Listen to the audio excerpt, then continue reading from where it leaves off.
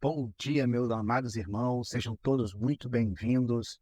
Esse é o canal da Segunda Igreja Batista em Fragoso e hoje nós estamos aqui para a EBD de número 8 da revista Compromissos, que tem como tema Ministério da Palavra. Sejam todos muito bem-vindos. Se você ainda não é inscrito no canal da Segunda Igreja Batista em Fragoso, se inscreva aqui embaixo no botão vermelho, já deixe o seu like para que essa mensagem chegue a mais pessoas. Durante todo o vídeo, o card interativo aqui em cima vai estar apresentando a playlist das outras EBDs. E se você ainda não conhece o nosso canal, acesse o canal da Segunda Igreja Batista em Fragoso e tenha acesso a todos os conteúdos que produzimos. Os cultos de domingo, as EBDs. Eu tenho certeza que esse conteúdo vai abençoar a sua vida. Como já falei anteriormente, o tema dessa lição de número 8 é o Ministério da Palavra. E ela é baseada no texto áureo de Mateus 28:20, que é a grande comissão que Jesus Cristo nos deu. Vamos acompanhar juntos o texto áureo da lição de hoje? Então os discípulos partiram para a Galiléia e foram ao monte que Jesus havia indicado. Quando o viram, o adoraram, e alguns deles, porém, duvidaram. Jesus lhe aproximou deles e disse: Toda a autoridade no céu e na terra me foi dada. Portanto, vão e façam discípulos de todas as nações, batizando-os em nome do Pai, do Filho e do Espírito Santo. Ensine eles, esses novos discípulos, a obedecer todas as ordens que eu lhe dei. E lembre-se disto: estou sempre com vocês até o final dos tempos. Vamos orar, meus irmãos? Senhor, meu Deus e meu Pai, muito obrigado, Senhor, porque estamos aqui, Deus, nesta manhã, para melhor aprender da Tua Palavra, entender, Senhor, do que o Senhor tem nos chamado, o chamado que o Senhor tem reservado para nós, que o Senhor possa ser conosco, cuidar de nós e nos abençoar. Guarda-nos, Senhor, em tudo que iremos fazer, que o Senhor esteja conosco durante toda essa lição, e seja tudo para a honra e a glória do Teu nome. Nos abençoe, Senhor, e seja conosco. Em nome de Jesus. Amém. Os textos bíblicos que vamos estudar nessa lição são esse texto que a gente acabou de ler, da Grande Comissão, e o texto de 1 Timóteo, onde Paulo orienta o jovem pastor Timóteo. Na revista a gente pode ver que o autor destaca o chamado ao ministério, as ordenanças que Jesus nos deu quanto ao ministério e tudo o que devemos entender enquanto cristãos, que o ministério da palavra não se resume só ao pastor, mas todos nós que temos a ordenança de Jesus Cristo de levar a palavra. Mas devemos entender o chamado e a vocação que os que foram escolhidos, e foi dado o dom de Deus para levar a sua mensagem através do ministério da palavra. Uma frase que eu destaquei aqui da introdução é quando o autor diz que o chamado de Deus para o exercício do ministério da palavra é algo sublime, né? E o Deus glorioso, quando chama e cumpre a dignidade do ministério. Temos visto tantos escândalos de pessoas que se dizem chamadas e não têm cumprido verdadeiramente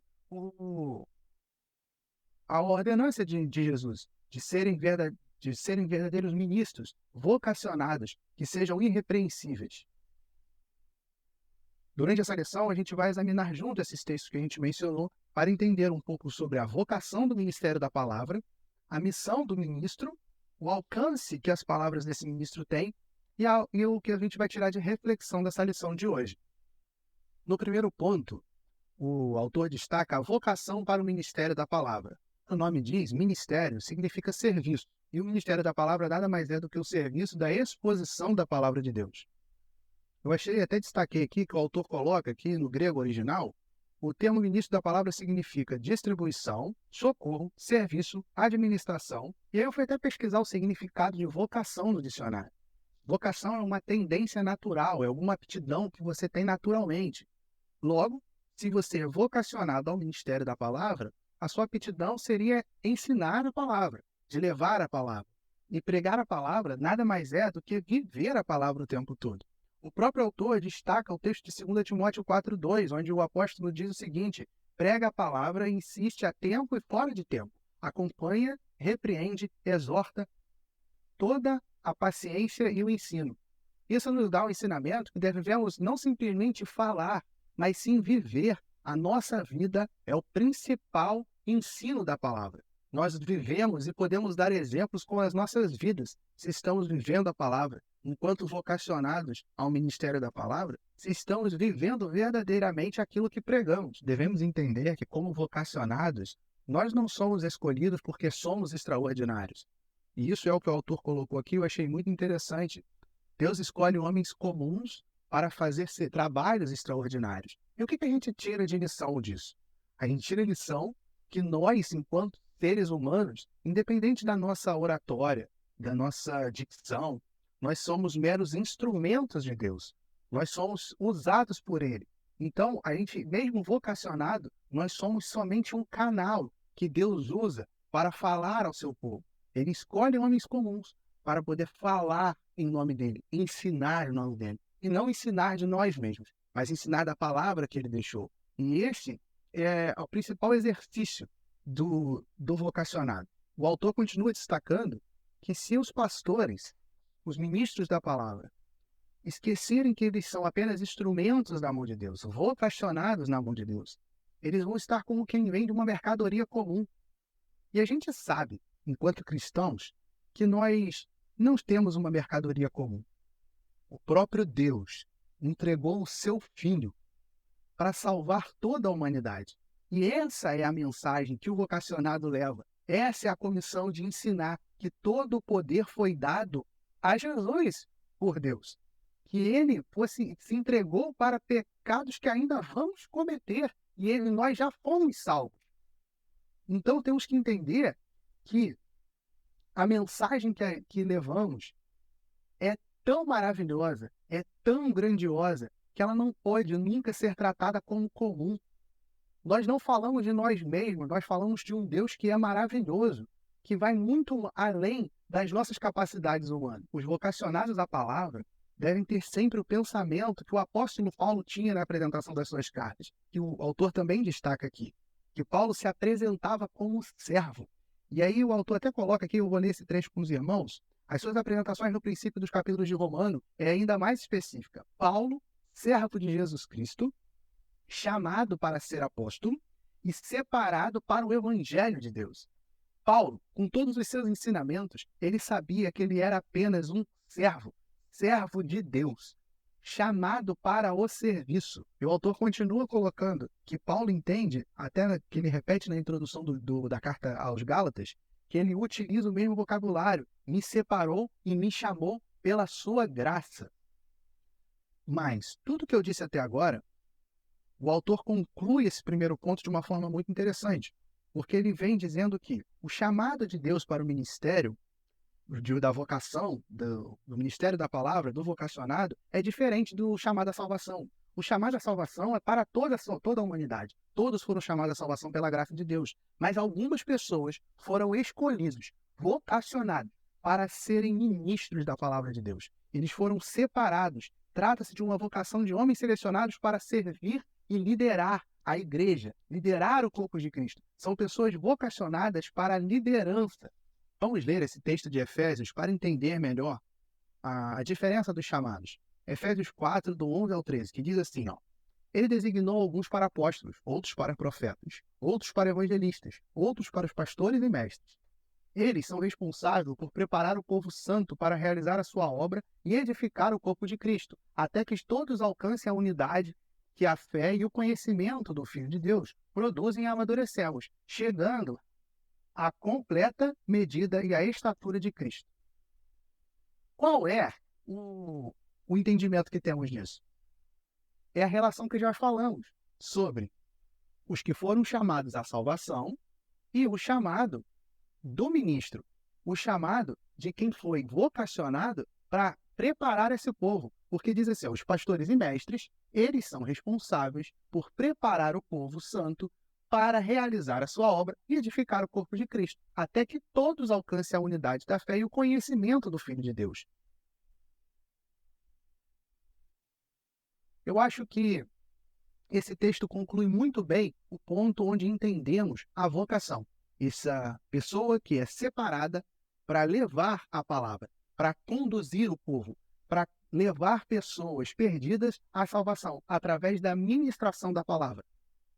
Vamos partir para o segundo ponto? Continuando, meus irmãos, já falamos das vocações do ministro da palavra, e agora vamos falar da missão, que é o próximo ponto da lição. O autor começa falando que agora a missão do ministro da palavra é levar a mensagem de Cristo. é lembrar a mensagem que outrora era a missão dos profetas e depois dos apóstolos. Nós entendemos que enquanto ministros da palavra, que foi vocacionado, ele tem essa missão de ensinar, como a gente já viu na vocação anterior. E para exemplificar isso, o autor deixa o texto de Atos, onde ele fala qual é a missão deles. Vamos ler o texto? E diz assim o texto, ó: mas minha vida não vale coisa alguma para mim, a menos que eu use ela para completar a minha carreira e a missão que me foi dada, confiada pelo Senhor Jesus, de dar testemunho das boas novas da graça de Deus. Como a gente bem sabe, no Antigo Testamento, o Senhor Deus falava através dos profetas. E o profeta era a própria boca de Deus. Quando Jesus passa os seus ensinamentos aos apóstolos, eles passam a transmitir os conhecimentos que Jesus dividiu com eles. Agora, nesse novo momento, onde os profetas já não falam mais em nome de Deus, e os apóstolos já são os divisores dos conhecimentos de Cristo, o Senhor manda o Espírito Santo e a sua palavra ao ministro, que foi o vocacionado e agora tem a missão de levar a palavra de Deus. O autor destaca no segundo ponto o seguinte trecho, que eu vou ler com os irmãos. Para os ministros, o Espírito Santo é absolutamente essencial. Sem ele, o seu ofício não passa de um nome. A menos que o Espírito dos profetas estejam repousando sobre eles, o manto que eles usam não passa de um traje tosco e enganoso. Se eles não têm o Espírito de Jesus, que Jesus prometeu, não podemos cumprir a missão que ele nos deu. Isso completo que acabamos de dizer, que através do Espírito Santo, a missão do ministro é dividir a palavra, ensinar a palavra, levar a palavra ao povo. Faz parte da missão do ministro da palavra ter certeza de ter sido enviado por Deus. Isso é parte essencial da missão dele. O autor destaca o texto de Jeremias 23:21, que diz o seguinte: eu não enviei esses profetas, contudo foram correndo, não lhes falei, todavia profetizam. Se não tiver o Espírito Santo, como vimos no capítulo anterior, e não tiver a certeza de ter sido chamado por Deus, o ministro profetiza da própria carne. O Espírito Santo é peça essencial no cumprimento desta missão. Continuando a parte da missão, o autor destaca as características que esse vocacionado ao ministério da palavra tem que ter. E ele lista essas características aqui, e eu gostaria de dividir essas características com os irmãos. Vamos juntos aqui na página 40. Tenacidade. Ele confia totalmente no poder de Deus. Uma característica principal do ministro da palavra é confiar em Deus, entender que ele é canal, entender que ele é apenas um vaso na mão de quem o enviou. Integridade. A sua vida é coerente com a sua doutrina. Ele deve viver o que ele prega. Ele deve ser uma pessoa íntegra, que passa a integridade no ministério dele. A autoridade. Recebe a sua comissão de Deus e não de si mesmo. Como a gente já falou várias vezes, ele entende que ele é apenas um canal de Deus. A missão não é dele, ele só está aqui cumprindo a missão dele. Responsabilidade. Tem consciência constante das implicações e das onisciências de Deus. Ele sabe que Deus sabe de todas as coisas, Deus é soberano, ele tem a consciência constante de entender a responsabilidade que é estar ensinando, que é estar falando da palavra de Deus. Vamos à última característica, humildade. Ele se consome, não consigo mesmo, mas com a glória de Deus. Devemos entender que, como a gente já falou diversas vezes, o ministro da palavra, ele se humilha, ele diminui para que o Senhor apareça. O próximo ponto da nossa lição é o alcance do ministério da palavra. Aqui o autor destaca que a obra do porta-voz de Deus dentro da igreja, que é o ministro do evangelho, se divide em duas grandes vertentes. A de proclamar as boas novas de salvação e o de apacentar os salvos, de cuidar daqueles que já aceitaram Jesus como seu único e suficiente Salvador. Quando uma pessoa, e aí ele vai destacando quais são as etapas que uma pessoa que foi vocacionada, que sentiu essa missão da parte de Deus, qual é a função da igreja em conduzir esse ministro até que ele possa viver do ministério da palavra, de se dedicar 100% ao ministério da palavra, a preparação que ele tem que ter. Vamos ver agora os pontos que ele destaca. Mas antes, vamos ler o texto que referencia esse ato desse chamado ao ministério, que é o texto de 1 Coríntios 1:21, que diz assim: é Deus quem nos capacita e a vocês a permanecermos firmes em Cristo, os que nos ungiu. Nós devemos entender que Deus escolhe, vocaciona, dá a missão, e agora ele vai capacitar esse escolhido para exercer a função do ministério. Tendo identificado essa pessoa que foi vocacionada, que tem a missão de Deus, a igreja passa a ter a obrigação de conduzir essa pessoa, de indicar essa pessoa, para que ela seja preparada para exercer essa função no ministério. No texto que vamos ler agora, vamos entender como o apóstolo Paulo preparou o jovem pastor Timóteo, conduzindo ele ao ministério. Vamos ler juntos o texto de 1 Timóteo 3, do 1 ao 7? Diz assim o texto. Essa é a afirmação digna de confiança. Se alguém deseja ser bispo, deseja uma tarefa honrosa. Portanto, o bispo deve ser uma pessoa de vida irrepreensível, deve ser marido de uma só mulher, deve ter autocontrole, viver sabiamente e ter boa reputação. Deve ser hospitaleiro e apto a ensinar. Não deve beber vinho em excesso, nem ser violento. Antes deve ser amável, pacífico e desapegado do dinheiro. Deve liderar bem a própria família e ter filhos que lhe respeitam e lhes obedecem. Pois, se um homem não é capaz de liderar a própria família, não poderá cuidar da igreja de Deus. Não deve ser recém-convertido, pois poderia se tornar orgulho e o diabo o faria cair. Além disso, os que não se fora devem falar bem dele. Os que são de fora devem falar bem dele, para que não seja desacreditado e caia nas armadilhas do diabo. Tudo que vimos até agora, esse texto onde Paulo dá essas orientações a Timóteo, dá uma elucidada de tudo que vimos. Nós vimos que a pessoa é vocacionada, que ela tem uma missão e que nesse preparo ela tem uma série de requisitos que ela deve exercer antes de exercer o ministério da palavra. Depois da igreja preparar essa pessoa vocacionada, ela vai ser consagrada ao ministério. Depois que ele for consagrado e a igreja cuida desse ministro e foi escolhido por Deus para estar levando a palavra, o autor vem falando das responsabilidades que esse ministro tem que ter dentro e fora da igreja. Para cada responsabilidade dessa, o autor traz um texto. Vamos ler juntos cada característica, cada responsabilidade e cada texto que baseia essa responsabilidade que o autor trouxe. Vamos à primeira responsabilidade. Cuidar de si mesmo e da doutrina. O texto que o autor nos sugere é o de 1 Timóteo 4,16, que diz assim: Fique atentos ao seu modo de viver e aos seus ensinamentos. Permaneça fiel ao que é certo, e assim salvará a si mesmo e aqueles que o ouvem. A próxima responsabilidade que o autor ressalta é o cuidado da família com amor e responsabilidade, sendo o exemplo. E ele usa o texto que a gente já leu das orientações de Paulo a Timóteo.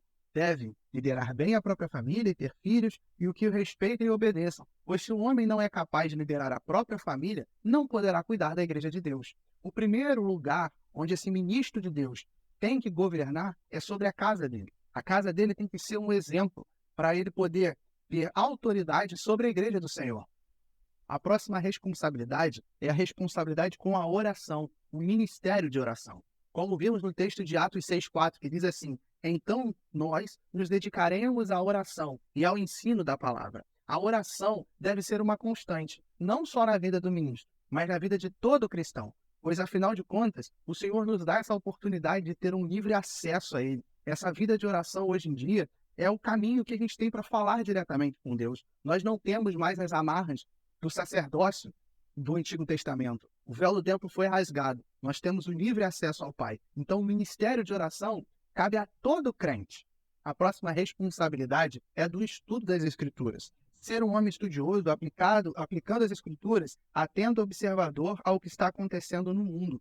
Está sempre atento. E é o texto que ele usa para exemplificar o de 2 Timóteo, capítulo 3, versículo 14 ao 17, que diz assim: Você, porém, deve permanecer fiel àquilo que eu lhes ensino. Sabe que é a verdade, pois conhece aqueles que aprendeu desde a infância e lhe foram ensinadas as sagradas Escrituras, e que lhe deram sabedoria para receber a salvação que vem pela fé em Cristo Jesus. Toda a Escritura é inspirada por Deus e é útil para que nos ensinar o que é verdadeiro e para nos fazer perceber o que não está em ordem em nossa vida. Ela nos corrige quando erramos e nos ensina a fazer o que é certo.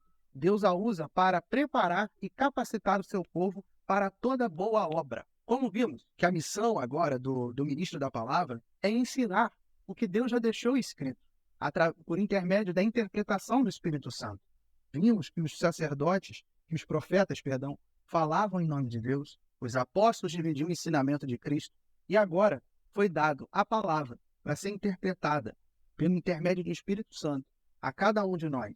E toda a informação que a gente precisa está no nosso manual, está na palavra de Deus, que é a Bíblia. Outra característica do ministro do Evangelho é cuidar do rebanho. E aqui tem a referência do texto de Atos 20, 24 ao 28, que diz assim: mas minha vida não vale coisa alguma para mim, a menos que eu a use para completar minha carreira e a missão que foi dada ao Senhor. Agora sei que nenhum de vós, a quem anunciei o reino, os verá outra vez. Por isso declaro hoje que se alguém se perder, não será por minha culpa. Uma outra responsabilidade é cuidar do rebanho. Como já vimos lá no capítulo 20 de Atos, eu vou destacar só aqui o versículo 28, que explica bem esse termo de cuidar do rebanho, que lhe foi confiado enquanto ministro. Portanto, cuidem de si mesmo e do rebanho sobre o qual o Espírito Santo os colocou como bispos, a fim de pastorearem a sua igreja, comprada com seu próprio sangue. O autor continua destacando algumas características, né? Evangelizar e discipular com compaixão, ter zelo no preparo do culto, pregar a palavra a todo tempo, com a vida, com todos os atos, em todo momento você está pregando. Tem uma frase que eu gosto muito, que diz que você deve testemunhar.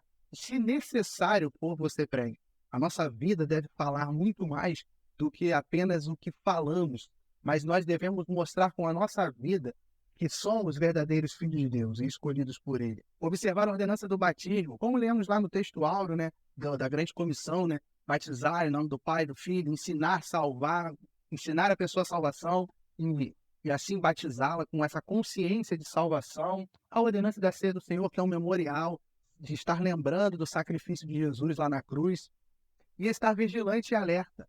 Porque a Bíblia também diz, né, aquele que está em pé, cuidado para que não caia. Devemos estar sempre atentos, vigilantes. Isso é a responsabilidade também do ministro da Palavra de Deus. O autor destaca aqui que Deus salva, chama, supre, usa e guarda os seus obreiros. O ministério da Palavra é sublime, deve ser exercido com temor e tremor. E o último capítulo aqui, o último parágrafo, ele vem se destacando que num tempo onde a obra do Senhor em alguns lugares se torna tão comercial, tão mercadológica, nós devemos sempre buscar ter discernimento.